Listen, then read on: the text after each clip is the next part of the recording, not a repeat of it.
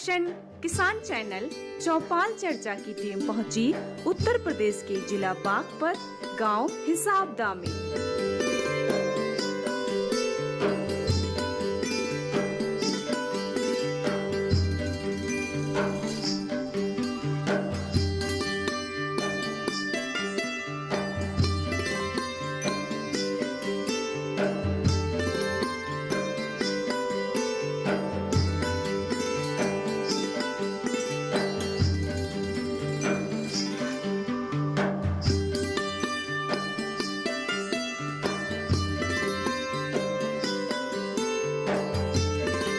नमस्कार, आप सभी का स्वागत चौपाल चर्चा में। मैं हूं मुकुल शर्मा। चौपाल चर्चा का कारवा पहुंचा है उत्तर प्रदेश के बागपत जिले में और यहां गांव है हिसाबदा। इसमें हम पहुंचे और चलेंगे यहां इस गांव की चौपाल पर, किसानों से बात करेंगे योजना को लेकर। तो आइए अब बढ़ते हैं हम किसानों की तरफ।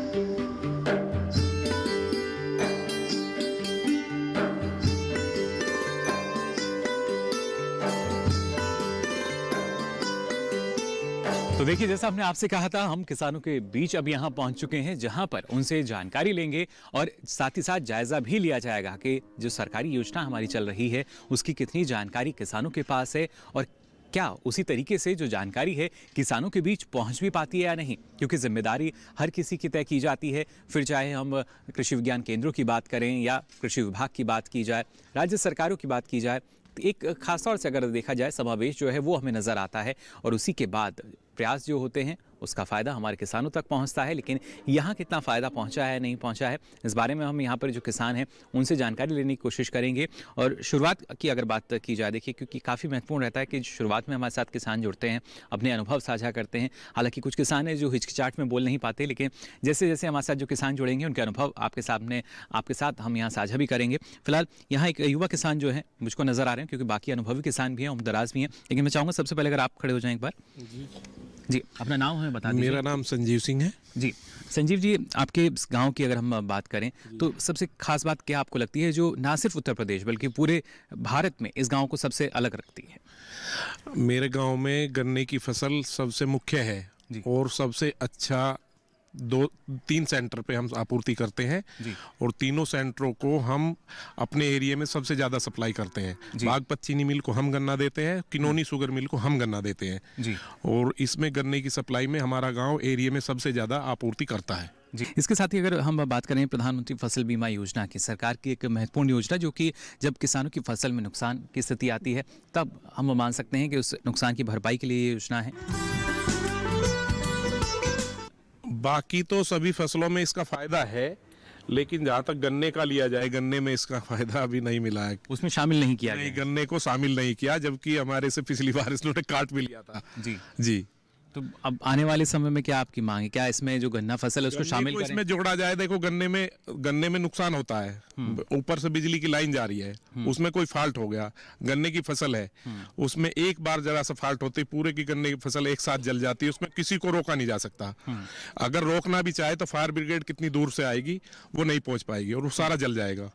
तो उसमें काफी लॉस हो जाता है और एक साथ वो छिल भी नहीं पाता। और यदि जल्दी ना छिले, 24 घंटे में यदि गन्ना ना छिले तो उसमें बहुत ज्यादा नुकसान हो जाता है। तो इसको शामिल किया जाना चाहिए। ये शामिल किया जाना चाहिए। जी, लेकिन एक धारणा ये भी है कि किसान जो है ना सिर्फ गन्ने की खेती बल्कि दूसरी फसलों का भी अब उनकी तरफ आगे बढ़े, उनका भी चयन करें। नहीं, वो बढ़ रहा है। गन्ने के साथ में गेहूं बो रहा है, धान भी बो रहा है, लेकिन अब ऊपर से आ रहा है पानी की समस्या। धान के लिए पानी की समस्या है, गन्ने में भी पानी लगता है तो उसको पानी की समस्या है, इसलिए दूसरी फसल तो बढ़ानी पड़ेगी। जी, तो इसलिए हमें आगे का रुख करना होगा जी। और खासतौर से पिछले 6 से 7 सालों की अगर बात हम करते हैं, तो उत्तर प्रदेश की अगर बात की जाए तो किस तरह का आप यहाँ पर देखते हैं जो विकास हुआ है आपके क्षेत्र में? नहीं, विकास तो हुआ है, तो इसमें तो उस बारे में मैं नहीं बता पाऊंगा। विकास तो हुआ है। चलिए, बिल्कुल इनका मान है विकास ज़रूर हुआ और इनकी बातों से भी झलक रहा है। फिलहाल बैठ सकते हैं आप। तो काफ़ी महत्वपूर्ण होता है कि किसी भी हम जब गांव का दौरा करते हैं उस गांव में जो उसकी हकीकत है वो क्या है और वहाँ जो किसान मौजूद हैं, ग्रामीण मौजूद हैं, उनसे बेहतर हकीकत और कोई नहीं बता सकता। कुछ और भी किसान हैं, उनसे भी हम जानकारी ले लेते हैं। मैं चाहूँगा अगर आप खड़े हो जाएँ। अपना नाम बता दीजिए हमें। सुनील मलिक। सुनील जी, आपके गांव की अगर हम यहाँ बात करते हैं तो जैसा जो किसान आपसे पहले जिन्होंने हमसे बातचीत की बताया कि गन्ने की फसल मुख्य तौर पर ली जाती है, लेकिन ऐसे में जो किसान हैं क्या उनको और विकल्प के तौर पर नई फसल लेनी चाहिए? नई फसल चल रही है, सब्जी बो रही है, भिंडी है, तोरी है, घिया है और मटर बोते हैं जी। तो इस साथ साथ ये भी फसल चली हुई है जी। तो अलग अलग फसलें देखिए किसान यहाँ पर ले रहे हैं। प्रधानमंत्री फसल बीमा योजना की अगर बात की जाए, इसके बारे में क्या जानकारी है आपके पास? ये इसके साथ ही जोड़ दिया था केसीसी के साथ ही फसल बीमा भी, जो मान लिया हमने केसीसी निकाला तो उससे ही पेमेंट कट जाता है जी, लेकिन अब स्वैच्छिक कर दिया गया है इसको। तो अब स्वैच्छिक तो कर दिया, पर ये मान लिया हमारे यहाँ मुख्य गन्ने की फसल है तो इसमें भी लागू हो तो घना बेहतर है, जब ज़्यादा अच्छा रहेगा। क्यों इसमें पत्ती होती है तो इसमें मान लिया एक भी पतंगा लग जाओ या कोई वैसे ही डाल दो तो उसमें क्या लाग पकड़ जाता है जी। तो ये गन्ना भी इसमें जुड़ना चाहिए, यानी जो नुकसान की संभावना रहती है वो कम हो जाएगी। ज़्यादा रहती है जी। इसमें गन्ने की फसल में सबसे ज़्यादा नुकसान की संभावना है और फसल में कुछ कम है, पर इसमें सबसे ज़्यादा है, ये इसमें जुड़ना चाहिए।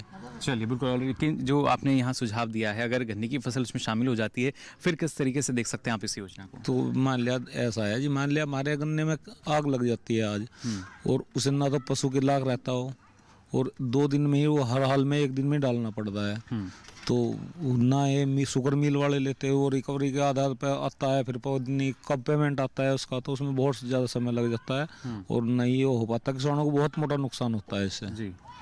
तो जरूरी है जी, बदलाव हो जाए, गन्ना इससे जुड़ जाए तो बहुत अच्छा है जी। लेकिन उत्तर प्रदेश की हम बात करें या आपके क्षेत्र की बात की जाए तो यहाँ किस तरह का बदलाव आप देखते हैं हाल फिलहाल में? यहाँ भी कुछ क्षेत्र में बदलाव आपको नजर आता है? हाँ, बदलाव तो है, विकास तो हो रहा है जी, पर हमारे इधर इतना नहीं है, पर थोड़ा थोड़ा चल रहा है, आ रहा है, धीरे धीरे से विकास हो रहा है। हाँ, विकास। चलिए, शुक्रिया हमसे बातचीत करने के लिए। बैठ सकते हैं आप।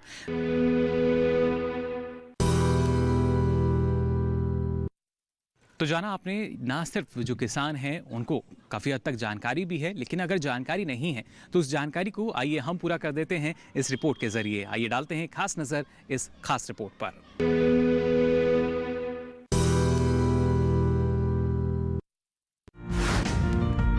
प्रधानमंत्री फसल बीमा योजना भारत के प्रधानमंत्री श्री नरेंद्र मोदी द्वारा शुरू की गई, जिसके शुरू करने के प्रस्ताव को 13 जनवरी 2016 को केंद्रीय मंत्रिपरिषद ने अपनी मंजूरी दी। इस योजना के लिए 8,800 करोड़ रुपयों को खर्च करने की बात की गई है। प्रधानमंत्री फसल बीमा योजना के अंतर्गत किसानों को बीमा कंपनियों द्वारा निश्चित खरीफ की फसल के लिए 2% प्रीमियम और रबी की फसल के लिए 1.5% प्रीमियम का भुगतान किया जाएगा। प्रधानमंत्री फसल बीमा योजना पूरी तरह से किसानों के हित को ध्यान में रखकर बनाई गई है।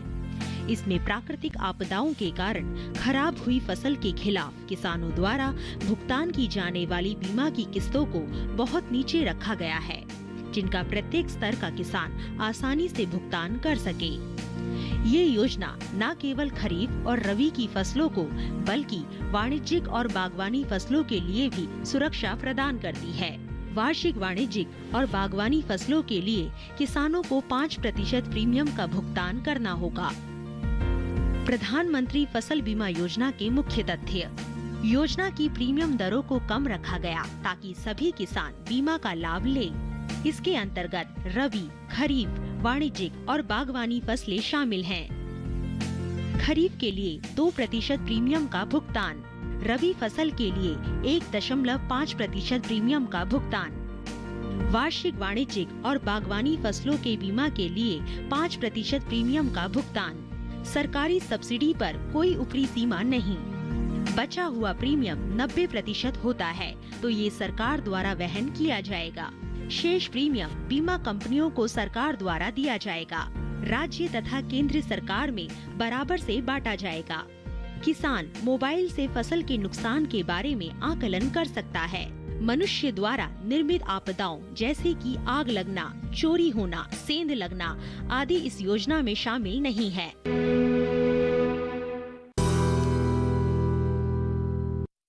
तो जानकारी का सिलसिला आगे भी जारी रहेगा। फिलहाल यहाँ वक्त हो चला एक छोटे से ब्रेक का। जल्द हाजिर होंगे, आप बने रहिए दूरदर्शन किसान पर।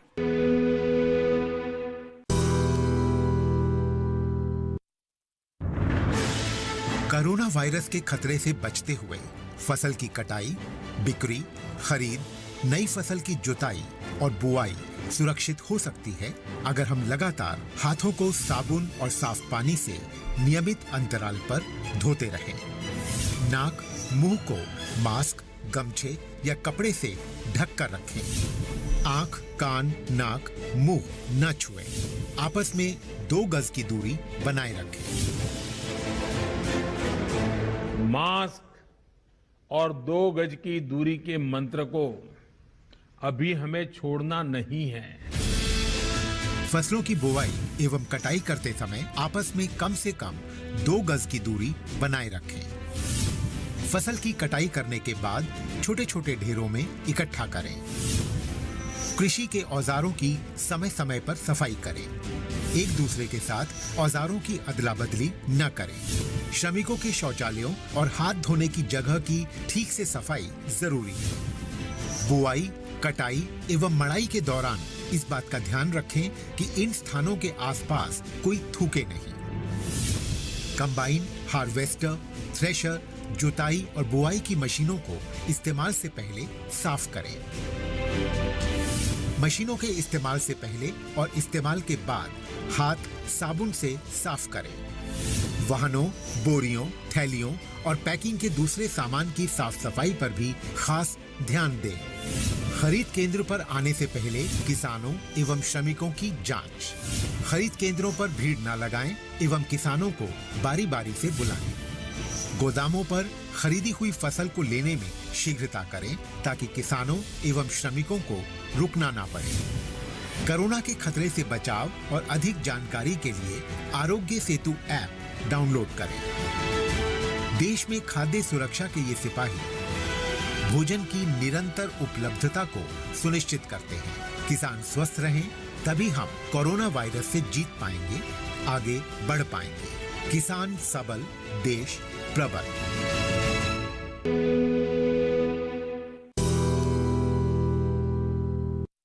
ब्रेक के बाद आप सभी का एक बार फिर स्वागत। अब आइए जानकारी के सिलसिले को आगे बढ़ाते हैं और बात करते हैं हमारे किसानों से। तो देखिए, इन्होंने भी माना कि भले ही जो रफ्तार है कुछ धीमी नजर आ रही हो, लेकिन जो विकास की बयार है वो यहाँ तक पहुँच रही है। ऐसे में जो और किसान हैं उनके पास क्या जानकारी है ये हम जानने की कोशिश करेंगे। और आप देख सकते हैं ये एक ऐसी चौपाल है जहाँ पर हर उम्र के जो आप देख सकते हैं किसान मौजूद हैं, और साथ ही कुछ छोटे बच्चे जो हैं वो भी आपको नजर आ रहे होंगे, क्योंकि शुरुआत से ही जब आप किसी गाँव में जाते हैं, आप एक किसी गाँव में हैं, तो शुरुआत से ही सारी जानकारी जो है आप हासिल करने लगते हैं। और ज्ञान के लिए या जानकारी लेने के लिए जो कोई उम्र है वो निश्चित नहीं है। तो ना सिर्फ एक छोटी उम्र से ही भी, बल्कि जो उम्र दराज किसान है सारी जानकारी रखते हैं। फिलहाल कुछ और किसान हैं, उनसे हम जान लेते हैं। मैं चाहूँगा आप खड़े हो जाएं एक बार, अपना नाम बता दीजिए। मैं प्रीतम जी। प्रीतम जी, जानना चाहेंगे आप प्रधानमंत्री फसल बीमा योजना की अगर हम बात करते हैं उसको आप कैसा मानते हैं?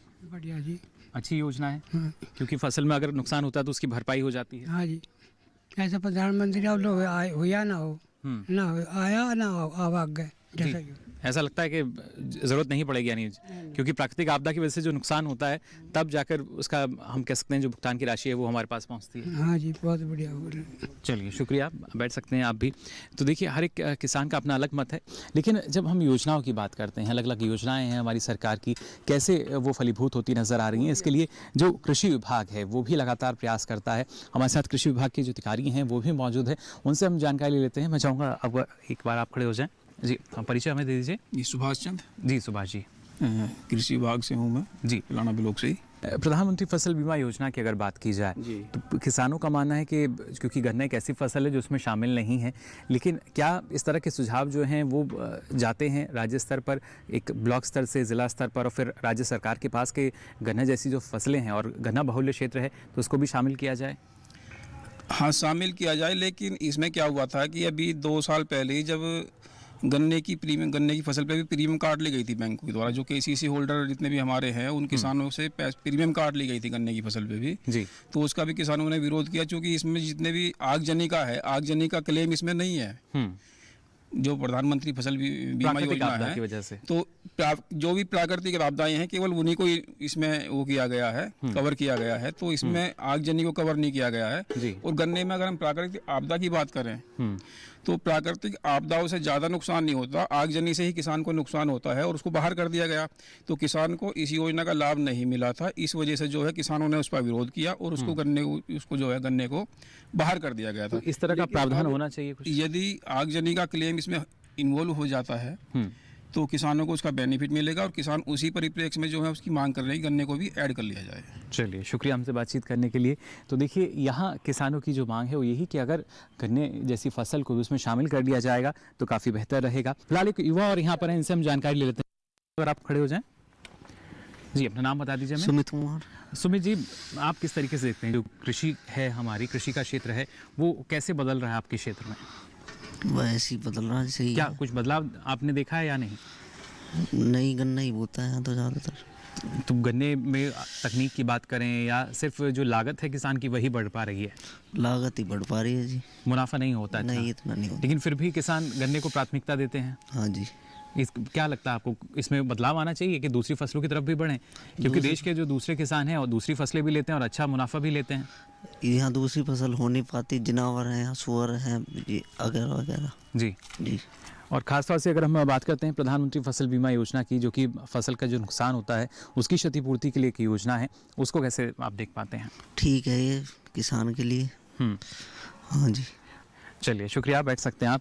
कैसे इसमें हम इसका समाधान जो है वो ढूंढ सकते हैं? मैं चाहूँगा अगर आप एक बार खड़े हो जाएं। जी, अपना परिचय एक बार हमें दे दीजिए। रविंद्र कुमार एडीओ जी। जी रविंद्र जी, प्रधानमंत्री फसल बीमा योजना की अगर बात करें तो किसानों का कहना है कि ना तो जानकारी यहाँ तक पहुँच पाती है और उसके बाद अलग अलग दिक्कतें रहती हैं। क्या इसका समाधान? जी, बीमा की जानकारी तो मेरे ख्याल से हर गोष्ठी में जी और हर मेले में बताई जाती है जी। और जो हमारे ये किसान पाठशालाएँ हर ग्राम पंचायत में चलती हैं, उन किसान पाठशालाओं में हमारे क्षेत्रीय कर्मचारी फसल बीमे के बारे में, केसीसी के बारे में, इनके बारे में सब चीज़ों की जानकारी दी जाती है जी। फिर भी जितना भी संपर्क होना चाहिए उतना शायद तालमेल हमारा इनका नहीं बैठ पाता होगा, तो इसलिए इनको जानकारी नहीं मिल पा रही जी। लेकिन एक जो अंतर है, अगर हम कह सकते हैं, इसको अंतर मान सकते हैं, जो हमारे किसान है या हमारा कृषि विभाग है, इसके बीच का जो अंतर है, कैसे उसको हम आने वाले समय में कम कर पाएंगे? नहीं, कम हो जाएगा जब कुछ हम चलेंगे, कुछ ये चलेंगे हमारी तरफ को। दोनों को एक एक कदम और आगे बढ़ाने होंगे, आगे बढ़ना पड़ेगा जी। जैसे इन भाई मेले की, गोष्ठी की, अगर इन लोगों को जैसे सूचना मिले, रेडियो पे भी, इसमें भी आता है, अखबार में भी निकलवाते हैं, तो ये लोग भी उसमें पहुंचे। जिले पे भी गोष्ठी होती हैं जी, ब्लॉक में भी होती हैं, गांव में भी आके करता है कृषि विभाग। तो जब ये उसमें जाना शुरू हो जाएंगे तो फसल बीमा की और योजनाओं की सब जानकारी इन लोगों को भी होने लगेगी। चलिए, यानी एक कदम और आगे बढ़ाना होगा। हाँ जी, शुक्रिया हमसे बातचीत करने के लिए। तो कैसे देखिए हमारे जो किसान हैं वो आगे बढ़ सकते हैं और एक कदम आगे बढ़ाना होगा। मैं चाहूँगा अगर आप खड़े हो जाएं। जी, अपना नाम बता दीजिए हमें। संजय मलिक। संजय जी, प्रधानमंत्री फसल बीमा योजना की अगर बात की जाए उसको कैसे देखते हैं? योजना तो बाद में आवा जी, इतने पहले ब्लॉक में आओगी, ब्लॉक वाले प्रचार भी करे, कुछ हम नहीं जाते, कुछ वे नहीं आते, तो योजना तो मिलती ही ना। योजना मिले क्या है जी, बड़े बड़े कुछ सामान हैं, उनकी कुछ मिल जा, कुछ मिले, कुछ ना मिलती। तो इसमें तो नुकसान किसानों का भी होता है। किसानों को तो नुकसान ही नुकसान है जी, फायदा कहाँ है जी। लेकिन अगर योजना की जानकारी मिलेगी शायद फायदा कुछ हो जाए। हाँ जी, अगर मिले तो फायदा होगा। कोई भी चीज समय पे नहीं मिलती, कुछ भी अगर समय पे मिल जाए तो शायद स्थिति और बढ़िया होगी जी।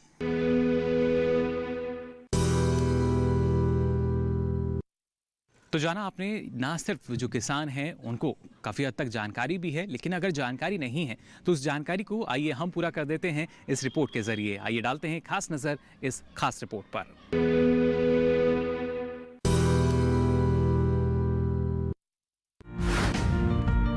प्रधानमंत्री फसल बीमा योजना को शुरू करने के कारण पूरे विश्व में भारतीय व्यवस्था सबसे अनोखी अर्थव्यवस्था को धारण किए हुए है। भारतीय अर्थव्यवस्था को कृषि प्रधान अर्थव्यवस्था कहा जाता है, क्योंकि भारत की लगभग 71% जनसंख्या कृषि आधारित उद्योगों से अपना जीवन यापन करती है। साथ ही पूरे विश्व में लगभग 1.5% खाद्य उत्पादकों का निर्यात भी करता है। भारत दूसरा सबसे बड़ा कृषि उत्पादक देश है, जो सकल घरेलू उत्पादन का लगभग 14.2% आय का भाग रखता है। इस तरह ये स्पष्ट हो जाता है कि भारत की लगभग आधी से ज्यादा जनसंख्या और देश की कुल राष्ट्रीय आय का लगभग 14% आय का भाग कृषि से प्राप्त होता है, जिससे देश की अर्थव्यवस्था को एक मजबूत आधार मिलता है। कृषि भारतीय अर्थव्यवस्था की रीढ़ की हड्डी कही जाती है। भारत में कृषि की इतनी अधिक महत्ता के बाद भी भारतीय कृषि प्रकृति की अनिश्चितकालीन दशा पर निर्भर है।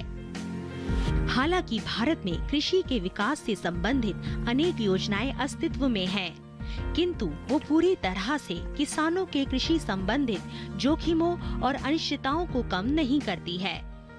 प्रधानमंत्री फसल बीमा योजना बहुत हद तक प्राकृतिक आपदाओं जैसे सूखा, बाढ़, बारिश आदि से किसानों को सुरक्षा प्रदान करती है।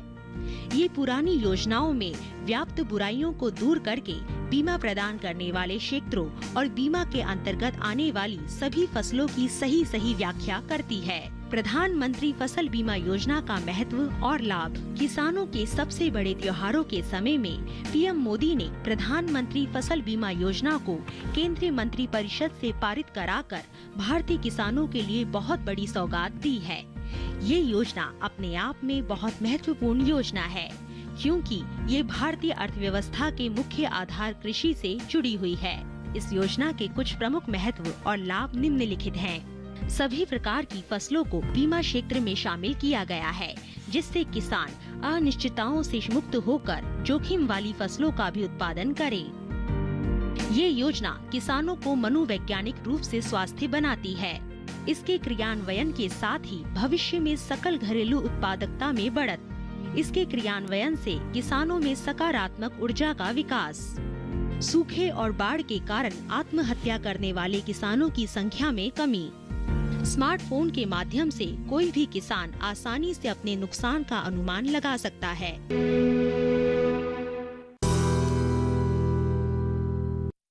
तो जानकारी का सिलसिला आगे भी जारी रहेगा। फिलहाल यहाँ वक्त हो चला एक छोटे से ब्रेक का। जल्द हाजिर होंगे। आप बने रहिए दूरदर्शन किसान पर।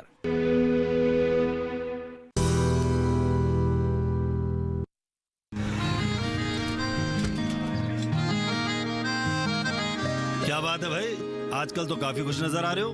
क्यों ना हो, अब मैं ऑर्गेनिक खेती जो कर रहा हूँ ये पूरा प्राकृतिक है, ऑर्गेनिक है। इसमें हमारे खेत, हमारी फसल और हमारी जेब सब फायदे में होते हैं और इसमें लागत भी कम है। जी हाँ, आप भी ऑर्गेनिक खाद का प्रयोग करें, अपनी फसल और मिट्टी को तंदुरुस्त बनाएं और आपकी आमदनी में इजाफा करें। अधिक जानकारी के लिए किसान call centre toll free number 1800-180-1551 पर कॉल करें और लॉग ऑन करें kisan.gov.in और farmer.gov.in। कृषि और किसान कल्याण मंत्रालय द्वारा किसान हित में जारी।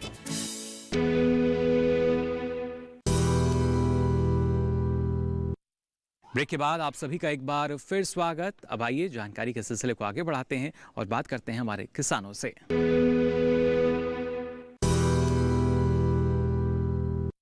आपकी जो सुनवाई है वो ज़रूर हो सकती है, सिर्फ आपको एक कदम आगे बढ़ाना होगा। और यहाँ हमारे साथ और भी जो कृषि विभाग से अधिकारी हैं वो मौजूद हैं, उनसे हम जानकारी लेते हैं। मैं चाहूँगा आप खड़े हो जाएं सर। जी, अपना नाम हमें बता दीजिए। रविदास नाम मेरा। जी, मैं कृषि विभाग से पिलानी ब्लॉक से ही हूँ। जी, कुछ किसानों का मानना होता है कि ये एक ऐसी फसल है जिसमें नुकसान की संभावना कम होती है, और वहीं कुछ किसानों का मानना ये भी है कि ये ऐसी फसल है जिसमें नुकसान की संभावना ज़्यादा है। देखिए, जो फसल है किसान की, कोई सी भी फसल हो, उसमें उतना ही नुकसान की संभावना और उतना ही प्रॉफिट की। अगर हम नुकसान की बात करें, आजकल देख रहे हो कि इलेक्ट्रिसिटी का, जैसे गाँवों में पहले इलेक्ट्रिसिटी कम थी, उसी के सापेक्ष अब बढ़ी है इलेक्ट्रिसिटी, तो वायर वगैरह भी लगी हैं। और जब वायर खेतों के ऊपर से जाती है, अगर वहाँ वायर टूट जाती है, जल जाता है गन्ना, तो वहाँ नुकसान हो जाता है। बाकी हमारे क्षेत्र डार्क जोन में है, कोई बारिश वगैरह की इतनी कोई समस्या नहीं आती।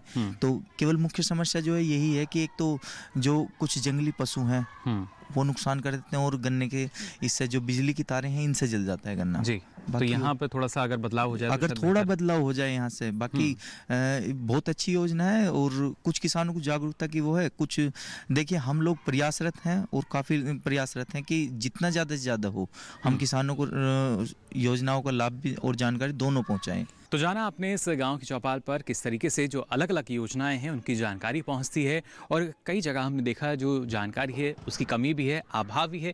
लेकिन जिस तरीके से जो कृषि विभाग के अधिकारी हैं उनका भी मानना यही कि अब ना सिर्फ जो किसान हैं वो एक कदम आगे बढ़ा रहे हैं, बल्कि कृषि विभाग के अधिकारी भी अलग अलग जो ब्लॉक हैं उनके गाँव हैं उसमें पहुँचते हैं, जिससे जानकारी जो है वो किसानों के साथ साझा की जा सके और जो मुख्य योजनाएं हैं इनका लाभ किसानों को मिल सके। फिलहाल आज के लिए चौपाल चर्चा कार्यक्रम में बस इतना ही। दीजिए इजाजत, नमस्कार।